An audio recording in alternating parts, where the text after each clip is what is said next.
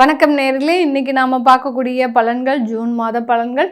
இந்த ஜூன் மாதத்துல இருக்கக்கூடிய கோச்சார கிரகங்களின் நிலவரங்கள், அடுத்து பார்த்தீங்கன்னா அந்த கிரகங்களின் பெயர்ச்சிகள், இந்த மாதத்துல அந்த வருட கிரகமான அந்த குருவினுடைய பெயர்ச்சியும் 2ஆம் தேதி இருக்கிறதுனால நம்ம ஒவ்வொரு ராசி என்பர்களுக்கும் என்ன மாதிரியான ஒரு மாற்றங்கள் இந்த கோச்சார நிலவரப்படி நம்ம வரப்போகுது அப்படின்றத பார்த்துட்டு வந்துட்டு இருக்கோம். அதனுடைய வரிசையில் இன்னைக்கு நம்ம பார்க்கக்கூடிய ராசி என்பர்கள் மகர ராசி என்பர்கள்.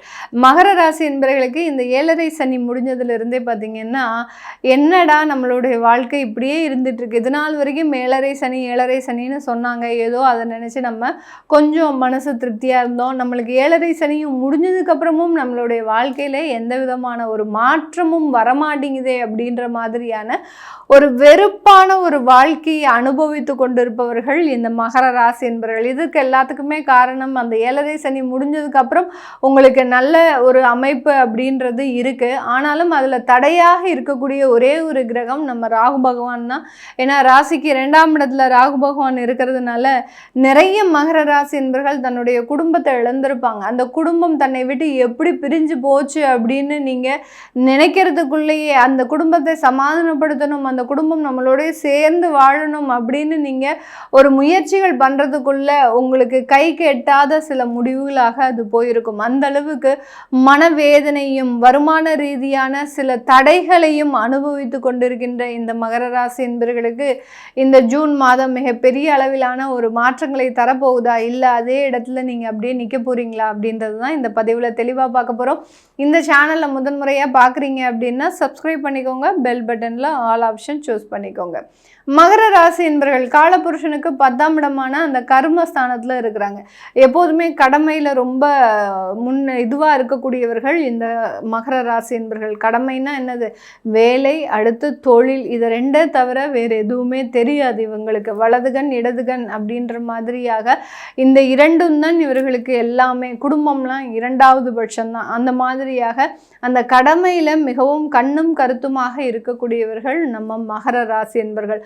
அதே மாதிரி வேலை செய்கிறதுக்கு சலிக்கவே மாட்டாங்க. ஒரு முதலாளியாக இருக்கக்கூடிய ஒரு முழு அமைப்பும் இந்த மகர ராசி என்பவர்களுக்கு கிடையாது. அப்படியே இவர்கள் முதலாளியாக இருந்தால் கூட அந்த தொழிலாளர்களை தன்னுடைய சக ஊழியர்களாக பாவித்து சலுகைகளை கொடுக்கக்கூடியவர்கள் மகர ராசி என்பவர்கள் தான். நமக்காக நம்மளுடைய வருமானத்திற்காக அந்த தொழிலாளர் வேலை செய்கிறார், அப்போ நம்ம அவரை எவ்வளோ அளவுக்கு வச்சுக்கணும் அப்படின்ற மாதிரியான அந்த தொழிலாளர்களினுடைய நலனை அதிகப்படியாக யோசிப்பவர்கள் இந்த மகர ராசி என்பவர்கள் தான். இப்படிப்பட்ட இந்த மகர ராசி என்பவர்களுக்கு இந்த ஜூன் மாதத்தில் பார்த்திங்கன்னா உங்களுடைய 7ஆம் இடத்துல குரு உச்சமாகிறார். இது ஒரு மிகப்பெரிய ஒரு மாற்றம் தான். ஏன்னா நான் முதல்லயே சொன்ன மாதிரி ஒரு வெறுப்பான ஒரு வாழ்க்கையே அனுபவிச்சுட்ருக்குறாங்க. நமக்கு ஏன் எதுவுமே நடக்க மாட்டேங்குது, எல்லாரும் நம்ம ராசிக்காரங்க தான், ஆனால் எதிர்த்த வீட்டில் அவன் நல்லா இருக்கான், நம்மளுடைய உறவினர் தான், ஏன் கூட பிறந்த என்னுடைய பெரியப்பா பையன் சித்தப்பா பொண்ணு எல்லாரும் அவங்க எல்லாரும் நல்லா இருக்கிறாங்க, நான் மட்டும் ஏன் இவ்வளோ கஷ்டப்படுறேன், அவனும் இதே ராசி அவங்களும் இதே ராசி, அப்போ நான் மட்டும் எனக்கு ஏன் இந்த மகர ராசி என்பவர்களுக்கு மட்டும் இப்படி இருக்குது. இப்படி மற்றவர்களை ஒப்பிட்டு தன்னுடைய வாழ்க்கையை வெறுமையாக வாழக்கூடிய இந்த மகர ராசி என்பவர்களுக்கு உங்களுடைய தைரிய வீரிய ஸ்தானாதிபதி 7ஆம் இடத்துல உச்சமடைகிறார். இதனால இந்த மாதத்துல நீங்க எடுக்கக்கூடிய சில முயற்சிகள்ல உங்களுக்கு வெற்றிகள் கிடைக்க போகுது. நிறைய மகர ராசி என்பவர்கள் பார்த்தீங்கன்னா குடும்பத்தை விட்டு பிரிய முடியாம இதே இடத்துலயே நீங்க வேலைக்கு தேடிக்கிட்டு இருப்பீங்க. இப்போ அதை விட்டு கொஞ்சம் வெளியில வந்து உங்களுக்கு உண்டான ஒரு வாழ்க்கையை வாழக்கூடிய ஒரு தருணம், நமக்குன்னு ஒரு வேலையை அமைச்சுக்கணும், நமக்குன்னு ஒரு வருமானத்தை பார்த்துக்கணும் அப்படின்ற மாதிரியாக தன்னுடைய குடும்ப அமைப்பிலிருந்து எப்படி ஒரு குருவி தன்னுடைய கூட்டிலிருந்து வெளியே பறந்து போகுதோ அந்த மாதிரியான சில அமைப்புகளை நோக்கி வெளியில் செல்லக்கூடிய ஒரு தருணம் தான் இந்த ஜூன் மாதம்.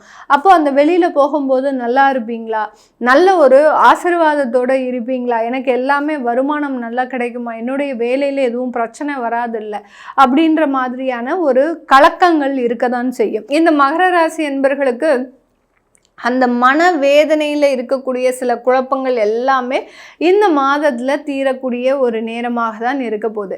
இந்த இடத்துல இந்த மகர ராசி என்பர்கள் தான் செய்யக்கூடிய வேலையில் ஒரு திடமான ஒரு முடிவு அப்படின்றது எடுக்கக்கூடிய ஒரு நேரம்.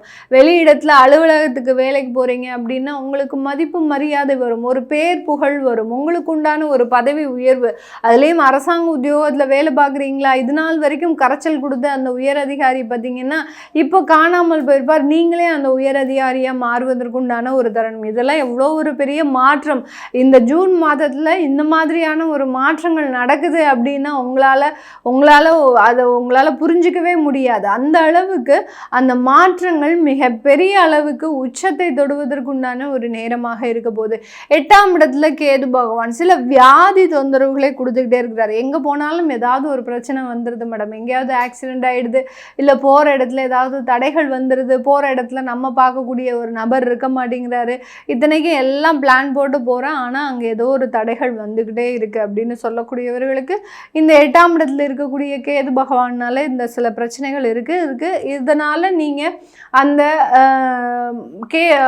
விநாயகரை வழிபாடு பண்ணிட்டு ஒரு இடத்திற்கு போகும்போது அதற்குண்டான தடைகளை நீக்கக்கூடிய ஒரு பிரார்த்தனையாக தான் இருக்கும். ஏன்னா விக்ன விநாயகர் அப்படின்னு சொல்லும்போது விக்னம் அப்படின்னு சொன்னால் தடைகளை நீக்கக்கூடிய ஒரு தெய்வம்.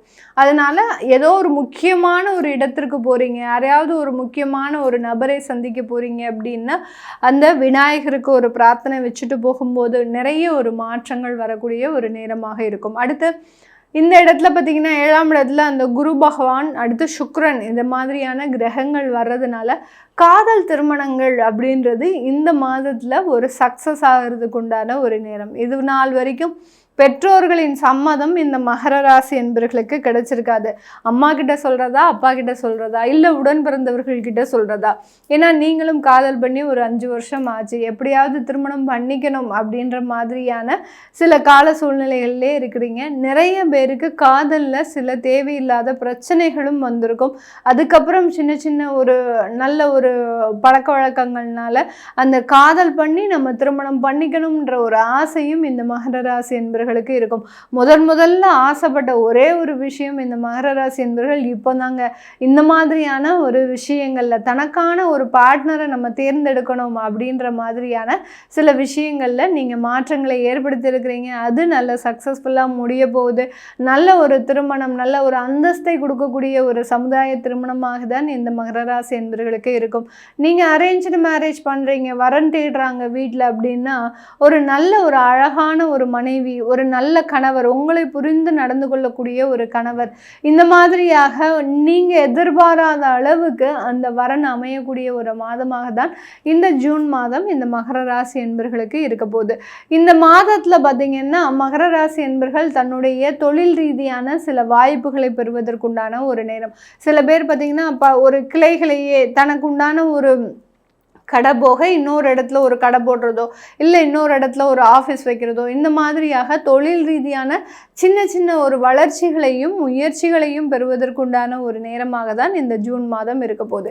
இது எல்லாமே நம்ம கோச்சார நிலவரப்படி பலன்களை கணிச்சு சொல்லியிருக்கிறோம். உங்களுடைய சுய ஜாதக பலனில் உங்களுக்கு உண்டான திருமண வாழ்க்கை எப்படி இருக்க போகுது, வாழ்க்கையில் உங்களுக்கு வேலை நிரந்தரமாக இருக்குமா? ஏன்னா மகர ராசி என்பர்கள் எல்லா இடத்துலையும் கேள்வி கேட்கக்கூடிய இடமே பார்த்திங்கன்னா எனக்கு வேலை போகாமல் இருக்குமா, வேலையில் நிரந்தரமான ஒரு அமைப்பு இருக்குமா, எனக்கு எப்போ பதவி உயர்வு வரும், இந்த மாதிரியான இந்த வேலை ரீதியான சில கேள்விகள் தான் இவர்கள்கிட்ட அந்த 10 கேள்வியும் 10 டிஃப்ரெண்ட் டைப்ஸில் இருக்கும். அந்த மாதிரியாக இருக்கக்கூடிய சில கேள்விகளுக்கு உங்களுடைய சுய ஜாதகம் அப்படின்றது முழுமையான ஒரு பலனை கொடுக்கக்கூடிய ஒரு அமைப்பாக தான் இருக்கும். அதை கேட்கணும் விருப்பப்படுறவங்க கீழே இருக்கிற நம்பருக்கு வாட்ஸ்அப்பில் நீங்கள் மெசேஜ் அனுப்பலாம். உங்களுடைய குழந்தைகளுக்கு ஜாதகம் எழுதணும், நியூமராலஜி படி பெயர் வைக்கணும்னு நினைக்கிறவங்களும் கீழே இருக்கிற நம்பருக்கு வாட்ஸ்அப்பில் மெசேஜ் அனுப்புங்க. அதற்குண்டான விவரங்கள் தெரிய வரும். உங்களிடமிருந்து விடைபெறுவது உங்கள் ஆஸ்ட்ரோ பூர்ணா. நன்றி, வணக்கம்.